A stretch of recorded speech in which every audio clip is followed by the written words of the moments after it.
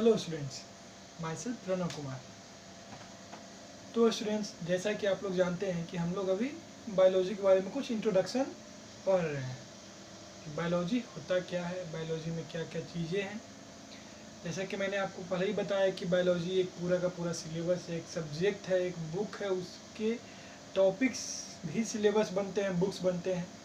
तो बायोलॉजी एक बहुत ही वास्ट सब्जेक्ट है, एक बहुत ही फैला हुआ टॉपिक है जो बहुत ही ज़्यादा गहराई से पढ़ने का ज़रूरत है। तो मैं आपको अभी तो सिंपल इंट्रोडक्शन दे रहा था बायोलॉजी के बारे में। जैसा कि आप लोग जानते हैं कि मैं अब तक आप लोग को बायोलॉजी में पहला क्लास में मैंने आपको बायोलॉजी का एक इंट्रोडक्शन दिया था। उसके बाद आपको ह्यूमन बायोलॉजी के बारे में कुछ कुछ चीज़ें बताया था। जैसे कि मैंने आपको डाइजेशन के बारे में बताया, एक्सक्रीशन के बारे में बताया, ट्रांसपोर्टेशन के बारे में बताया। डाइजेशन में मैंने आपको हार्ट का, लीवर के बारे में कुछ बताया। डाइजेशन में स्टमक का एंड लीवर के बारे में बताया। ट्रांसपोर्टेशन में हार्ट के बारे में बताया और एक्सक्रीशन में किडनी के बारे में बताया। ये तो कुछ चीज़ें थी जो मैंने आपको बॉडी के बारे में बताया, ह्यूमन बॉडी के बारे में बताया। बट बायोलॉजी बस यहीं तक सीमित नहीं है। बायोलॉजी के और भी बहुत सारे अलग अलग ब्रांचेस है, अलग अलग चीज़ें उनमें पढ़नी है और भी बहुत ज़्यादा चीज़ें बायोलॉजी के अंदर आती हैं। बायोलॉजी कोई एक छोटा सब्जेक्ट नहीं है। तो आज हम लोग बायोलॉजी में एक नया टॉपिक पढ़ने जा रहे हैं। बायोलॉजी में मैंने आपको क्या बताया था कि एक लिविंग होता है और एक non living on the basis of life पे मैंने डिवाइड किया था। जिसमें हमारा लिविंग क्या करता है, लाइफ को इफेक्ट करता है, और नॉन लिविंग लाइफ को इफेक्ट वो भी करता है बट अपने तरीके से। लिविंग में हो गया कि लिविंग ऑर्गेनिजम्स के बारे में हम पढ़ रहे हैं, और नॉन लिविंग जो थिंग्स होते हैं जिसका हम बायोलॉजिकली स्टडी करते हैं, वो लाइफ को किस तरह से इफेक्ट करते हैं वो पढ़ेंगे। ठीक है, जैसा कि मैंने आपको बोला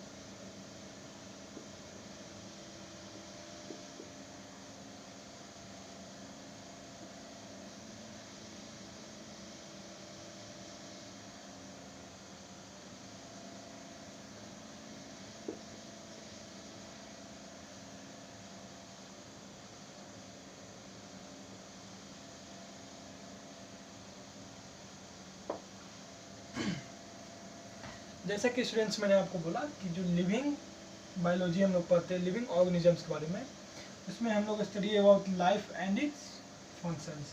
मतलब उसमें हम लोग ऑर्गेनिजम्स या उस चीज़ के अंदर के लाइफ के बारे में और उसके अंदर जितने तरह के फंक्शंस हो सकते हैं, कोई भी तरह का फंक्शन, उसकी ग्रोथ, उसका मेटाबॉलिज्म, एक्सक्रीशन, उसकी हर चीज़, वो किस तरह से सांस लेता है, किस तरह से खाता है, हर चीज़ के बारे में जो पढ़ते हैं वो बायोलॉजी के अंदर आता है लिविंग में।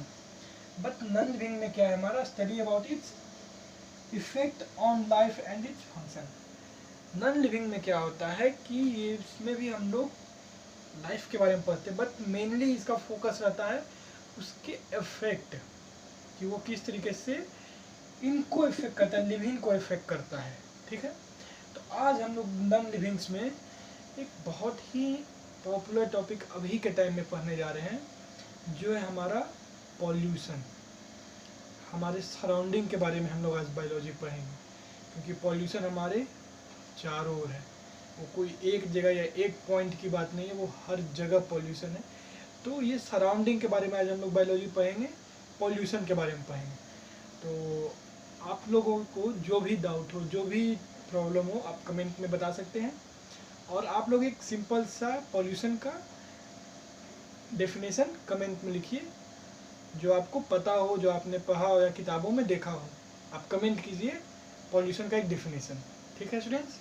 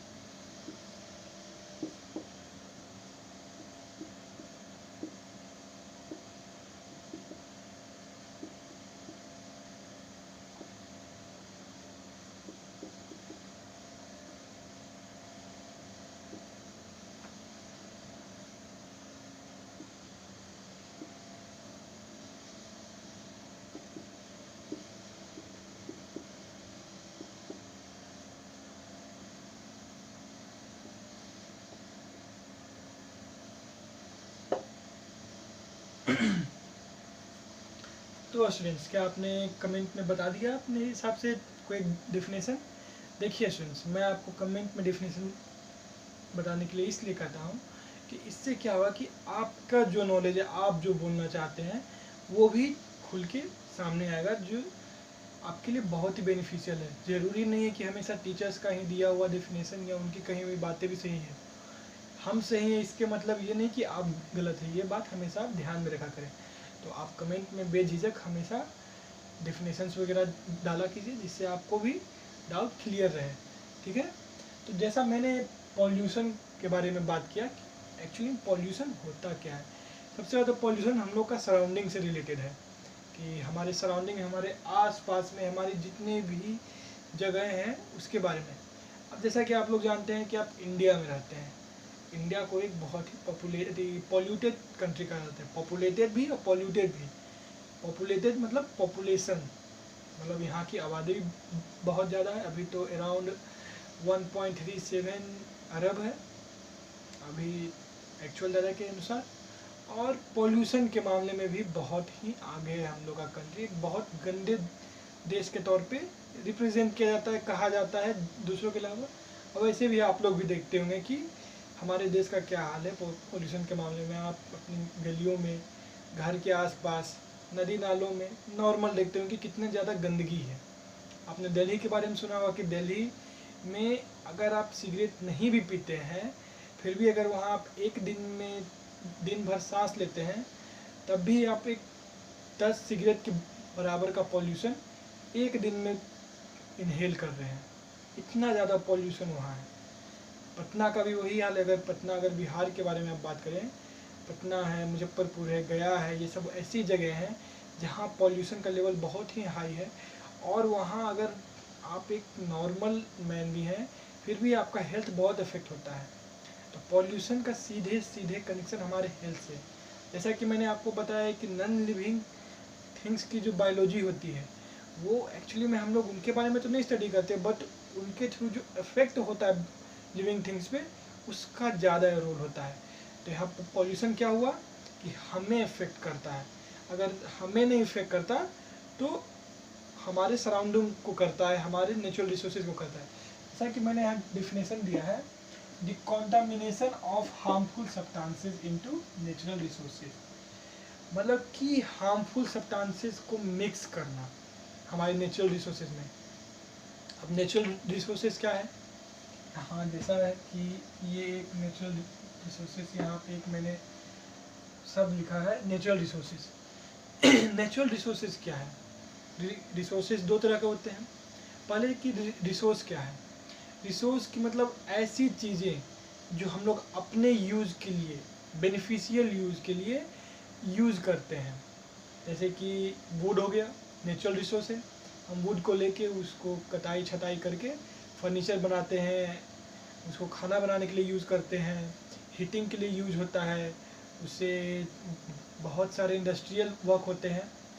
तो ऐसी जो चीज़ें जो हमें नेचर से मिलती है और उनका हम अपने डे टू डे लाइफ में यूज़ करते हैं, वो हमारे लिए क्या हुए? नेचुरल रिसोर्सेज हुए। ये एक सिंपल सा आपको समझने के लिए मैं, देखिए आपको अभी जो समझा रहा हूँ, जो बता रहा हूँ, वो एक बायोलॉजी का इंट्रोडक्शन क्लास है, ठीक है। मैं यहाँ आपको किसी भी चीज़ के बारे में डीप नॉलेज नहीं दे रहा हूँ। मैं यहाँ आपको उसके बारे में हल्की हल्की बातें बता रहा हूँ, जिससे आपको उसके बारे में एक नॉलेज आए, आपको एक आइडिया बने। उसके बाद हम लोग बुक स्टार्ट करेंगे, तब उसमें हम लोग डीपली इसके बारे में पढ़ेंगे, ठीक है। तो पॉल्यूशन क्या हुआ? The contamination of harmful substances into natural resources, मतलब नेचुरल रिसोर्सेज में हम लोग जो गंदगी को ऐड कर रहे हैं, वो हमारा क्या हो गया? पॉल्यूशन हो गया। पॉल्यूशन का हमेशा एक बैड इफेक्ट होता है। पॉल्यूशन कभी भी अच्छा नहीं हो सकता है। Pollution always have the negative effects. तो ऐसे तो कहा जाता है कि हर चीज़ का बैड और गुड दोनों इफेक्ट होता है, बट पॉल्यूशन का अगर हम देखें अपने हिसाब से तो 99% वो बैडली इफेक्ट करता है नॉर्मली ह्यूमंस को, एनिमल्स को, हर चीज़ को। सबसे ज़्यादा पॉल्यूशन के बारे में तो हम लोग बचपन से सुनते हैं, जैसे वाटर पॉल्यूशन हो गया, एयर पॉल्यूशन हो गया, फिर क्या हो गया, सॉइल पॉल्यूशन हो गया। ये 3 पॉल्यूशन हम लोग नॉर्मली सुनते हैं। बट इसके अलावा भी पॉल्यूशन होते हैं, जैसे हमारा इन्वायरमेंटल पॉल्यूशन हुआ, सॉइल पॉल्यूशन तो मैंने बताया, उसके बाद साउंड पॉल्यूशन होता है, रेडियो एक्टिव पॉल्यूशन होता है, ई वेस्ट पॉल्यूशन होता है, ओशन पॉल्यूशन होता है। हर चीज़ में अब पॉल्यूशन शब्द जुड़ने लगा है, जहाँ जहाँ गंदगी पहुँच रही है हम लोग के द्वारा, ठीक है। ऐसे आप लोग को भी जितने तरह के पॉल्यूशन के बारे में पता है, आप कमेंट में लिखिए कि आपको इतने सारे पॉल्यूशन के बारे में पता है, क्योंकि पॉल्यूशन बस अब 2-3 शब्दों में नहीं सिमट कर रह गया, अभी बहुत वास्ट टॉपिक बन चुका है। तो आपको जितने भी तरह के पॉल्यूशन के बारे में पता है, आप कमेंट कीजिए। मैं कुछ 2-3 के बारे में ही आज डिस्कस करूँगा, क्योंकि मैं अभी इनके बारे में एक हल्का सा इंट्रोडक्शन दे रहा हूँ। मेन टॉपिक पे जाएंगे तो अच्छे से पढ़ेंगे, ठीक है। तो अभी एक सिंपल सा, आप बताइए कि आपको कितने तरह के पॉल्यूशन के बारे में पता है, आप कमेंट कीजिए।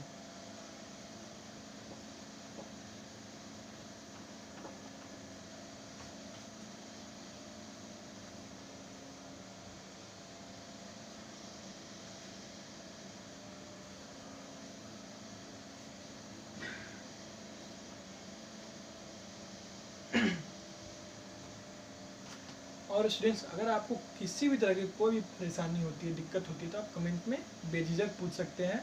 मैं पूरा कोशिश करूँगा कि मैं उन सारे क्वेश्चंस का आंसर करूँ, ठीक है।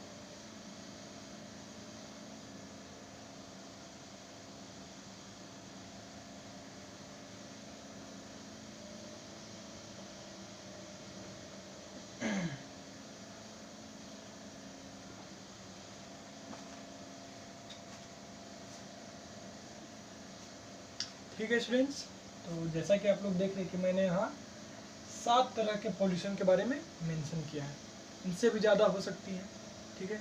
इनमें से कुछ कुछ ऐसे पॉल्यूशन है जो कैटेगराइज हुए हैं। वैसे नॉर्मली तो हम लोग 3 पॉल्यूशन के बारे में ज़्यादा पढ़ते हैं, air pollution, water pollution, soil pollution. कुछ कुछ डेरिवेटिव हैं। डेरिवेटिव का मतलब क्या हुआ, उनके अंग हैं, ब्रांचेज हैं। तो अब ब्रांचेज इतनी ज़्यादा उसमें पॉल्यूशन हो चुका है कि उनको एक अलग से टॉपिक बना दिया गया। पहले जब पॉल्यूशन कम था तब उन्हें उनके साथ पढ़ा जाता था, क्योंकि उसका लेस इफेक्ट था, बट अब उनमें भी ज़्यादा इफेक्ट होने लगा है। जैसे कि हमारा वाटर पॉल्यूशन और ओशन पॉल्यूशन, ये 2 चीज़ें आज के हमारे पूरे वर्ल्ड में एक बहुत ही बड़ा मुद्दा है। क्योंकि वाटर पॉल्यूशन तो नॉर्मली जो हम लोग, हमारा रिवर है उसमें जो पॉल्यूशन हुआ, एसिड रेन जो बारिश होती है उसमें भी पॉल्यूशन है अब, क्योंकि उसमें जो हार्मफुल गैसेज होते हैं वो रेन के साथ, वो केमिकल रिएक्शन करके वो रेन के साथ केमिकल्स आते हैं। उसके बाद जो ओशन पॉल्यूशन है वो पहले वाटर पॉल्यूशन के साथ आता था, बट अब क्या हुआ कि ओशन में इतना ज़्यादा पॉल्यूशन होने लगा, हम लोग जितना ही प्लास्टिक वेस्ट वगैरह जनरेट करते हैं हम सारा ओशन में डंप कर देते हैं, जिसके कारण वहाँ इतना ज़्यादा पॉल्यूशन हाई होने लगा है कि जितनी मरीन लाइफ है, जितने भी ओशन के ऑर्गेनिजम्स है वो मरने लगे हैं, उनकी तादाद कमने लगी है। तो इन दोनों को अलग अलग हम लोग कंसिडर करते हैं। उसी तरह हमारा हो गया इन्वायरमेंटल पॉल्यूशन में, जिसमें हमारा साइंस सॉइल पॉल्यूशन आता है, एयर पॉल्यूशन, वाटर पॉल्यूशन। ये तीनों चीज़ें कहें तो एक तरीके से सारी चीज़ें हमारी इन्वायरमेंटल पॉल्यूशन में आता है। बट इन्वायरमेंटल पॉल्यूशन अब हम अलग इसलिए पढ़ रहे हैं, अभी मैं इसलिए आपको बता रहा हूँ क्योंकि इन्वायरमेंट को अगर हम एज अ टॉपिक लेके चलें तो हम अपने इन्वायरमेंट को कितनी तरह से इफेक्ट कर रहे हैं वो इसमें हम समझ पाएंगे। तो यहाँ सातों, यहाँ पे पॉल्यूशन है, आप किन्हीं एक का डेफिनेशन कमेंट में लिखिए, आपको जिसका ज़्यादा बेहतर लगे। मैं तो आपको कहूँगा कि आप थोड़ा रेडियो एक्टिव पॉल्यूशन के बारे में लिखें, मुझे पता चले कि इसके बारे में आपको जानकारी है कि नहीं, कि एक्चुअली रेडियो एक्टिव पॉल्यूशन होता क्या है। मैं बताता हूँ, आप इसके बारे में कमेंट कीजिए तो ज़्यादा बेहतर रहेगा। तो मैं लाइन बाय लाइन बताते आऊँगा, ठीक है। आप थोड़ा कीजिए इसके बारे में।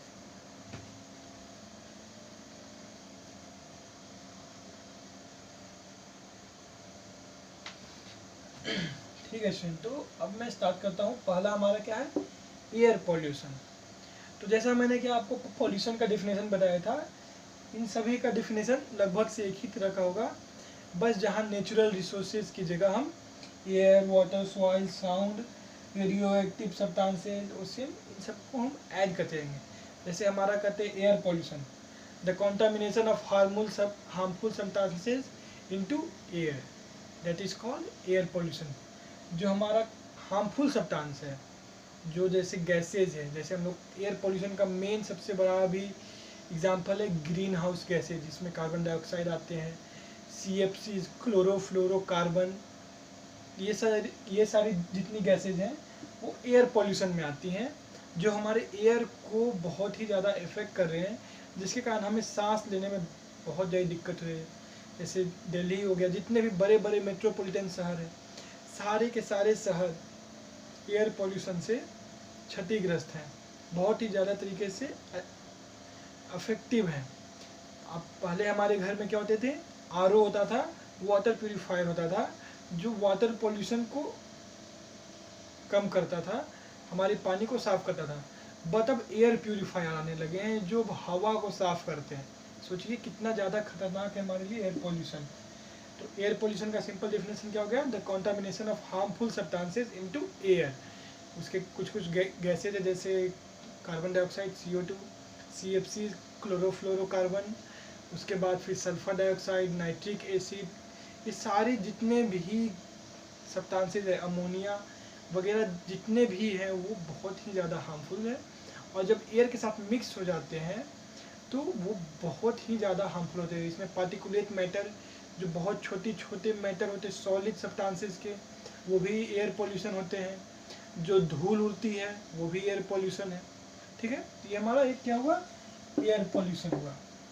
अब हम आते हैं वाटर पॉल्यूशन पे। वाटर पॉल्यूशन क्या है, the contamination of harmful substances into water.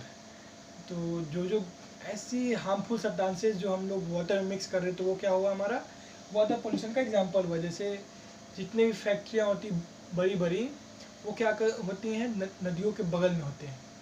वही इसलिए होती हैं क्योंकि वो अपना जो गंदा पानी है, गंदा वेस्ट है, वो डायरेक्ट नदी में छोड़ सके। वो सिर्फ उनके बगल में इसलिए नहीं होती कि वहाँ उन्हें पानी आसानी से मिल जाए, वो इसलिए भी होते हैं कि उन्हें अपनी गंदगी आसानी से डंप करने की जगह मिल जाए, ठीक है। उसमें क्या होता है, एक सबसे कॉमन हमारा वाटर पॉल्यूशन जो है, वाटर पॉल्यूशन के लिए जो जिम्मेदार है वो है हॉट वाटर। अब इंडस्ट्रीज़ में क्या होते हैं कि हॉट वाटर का यूज होता है बहुत सारे चीज़ों में। बट क्या होता है कि जब हॉट वाटर का यूज हो जाता है तो इंडस्ट्रीज़ क्या करते हैं कि डायरेक्टली उस हॉट वाटर को रिवर्स में मिक्स कर देते हैं, जिसके कारण क्या होता है कि उस रिवर में जितना भी लिविंग ऑर्गेनिजम्स है वो गर्मी के कारण मर जाते हैं। तो वो भी एक बहुत ही हार्मफुल वाटर पॉल्यूटेंट है। अब पॉल्यूटेंट क्या होता है, the substance which cause pollution. Pollution क्या हो गया हमारा, the contamination of substances which affect the natural resources. अब कौन सा सब्सटेंस, तो उसको हम लोग पॉल्यूटेंट कहते हैं, ठीक है। पॉल्यूटेंट क्या होते हैं, the substances which cause pollution. ऐसे सब्सटेंस जो पॉल्यूशन करते हैं उनको हम लोग पॉल्यूटेंट कहते हैं। तो हॉट वाटर भी हमारा क्या है, पॉल्यूटेंट है, ठीक है। तो ये हुआ हमारा वाटर पॉल्यूशन। फिर आता है हमारा सॉइल पॉल्यूशन। सॉइल पॉल्यूशन कैसे होता है, जैसे अब हम लोग डेफिनेशन तो सबके लिए सेम है, तो डेफिनेशन बार बार बोलने की ज़रूरत है नहीं। अब सॉइल पॉल्यूशन कैसे होता है, सॉइल पोल्यूशन का सबसे अच्छा एग्जांपल है जो हम लोग पॉलीथीन बैग यूज़ करते हैं, या फिर फार्मर्स जो पेस्टिसाइड्स फर्टिलाइज़र वगैरह यूज़ करते हैं वो सारे वो आर्टिफिशियल आते हैं। पहले क्या होता था, हम लोग काऊ डंग केक मतलब गोबर वगैरह यूज़ करते थे, जो एक बायोलॉजिकल कहते हैं फर्टिलाइज़र थे, जो खेतों को लैंड को उतना हार्म नहीं करते थे।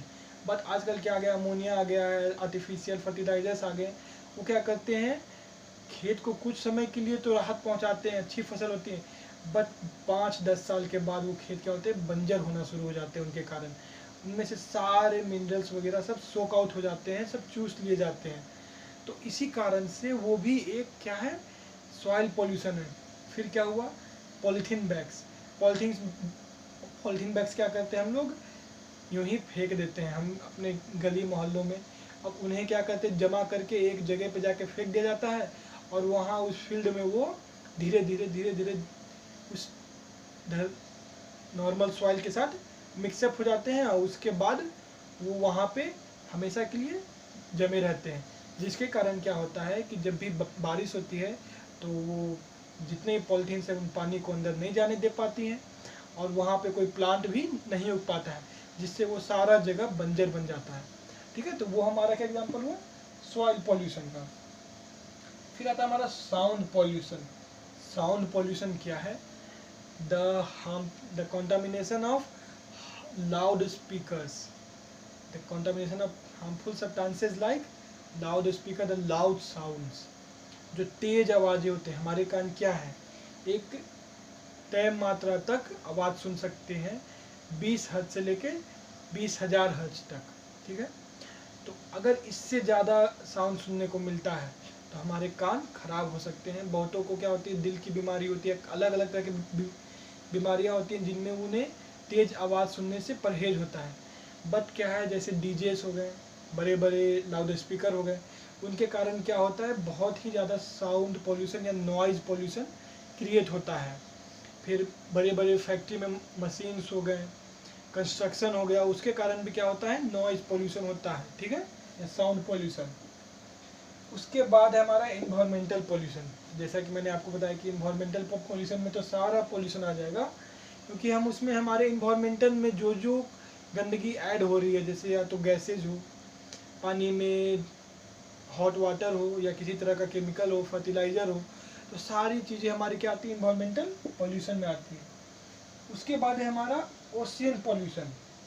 अब जिस तरह का भी पॉल्यूशन हम लोग अपने ओशियन में मिक्स कर रहे हैं, जो भी गंदगी हम लोग ओशियन में डाल रहे हैं, उसके कारण हमारा क्या होता है, ओशियन पॉल्यूशन क्रिएट होता है।